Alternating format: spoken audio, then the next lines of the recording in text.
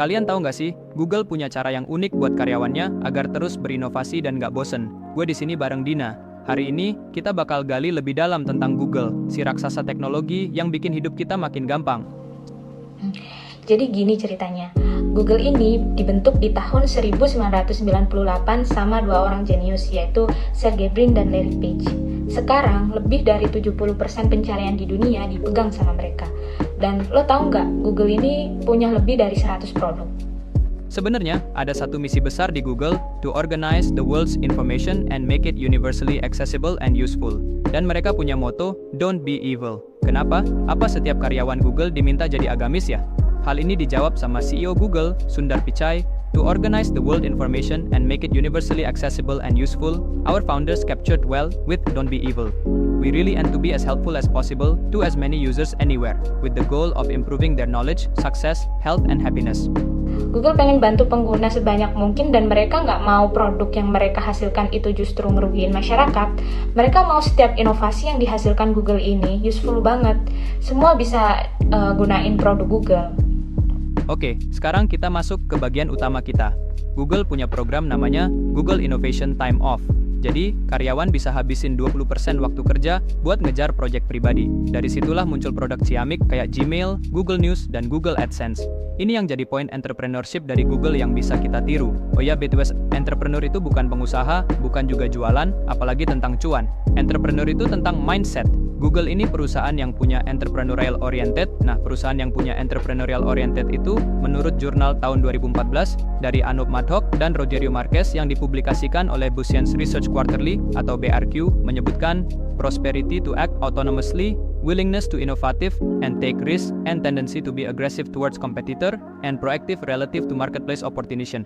Jadi, mereka yang bertindak secara otomatis, nggak lagi nunggu disuruh. Mereka bersedia mengambil resiko dan inovasi, dan punya sikap agresif terhadap kompetitor, dan proaktif terhadap peluang pasar. Itulah entrepreneur. Kata kuncinya adalah proaktif terhadap peluang market. Jadi bayangin aja, lu jadi karyawan di sana, tapi lu nggak datang kerja pulang, tapi lu eksperimen di sana. Misal di tengah kerja lu iseng-iseng bikin AI, Google malah mewadahi hal itu. Kalau cuma kerja pulang, lu bakal bosen. Iya kan? Ujung-ujungnya lu drop out. Ujung-ujungnya lu di PHK karena kinerja menurun. Google Innovation Time Off itu yang bikin jiwa entrepreneur karyawan tumbuh dan berkembang. Ingat, aset utama perusahaan adalah karyawan. Ya kalau mau perusahaan berkembang ya pelihara karyawannya kan. Jangan cuma oke, aku terima di perusahaan ini, tugas kamu ini. Ya dalam 3-5 tahun kerja kayak gitu ya jenuh kali ya. Tapi ada hal lain yang patut kita pelajari juga. Budaya kerja di Google itu beda. Ada konsep psychological safety, terus ada G2G network di mana karyawan saling belajar dari satu sama lain. Istilahnya dengan konsep ini karyawan Google saling mencoba hal barulah melalui mentoring. Nah, buat psychological safety, Google itu buat setiap karyawan itu setara, mereka punya hak menyampaikan setiap ide dan masukannya.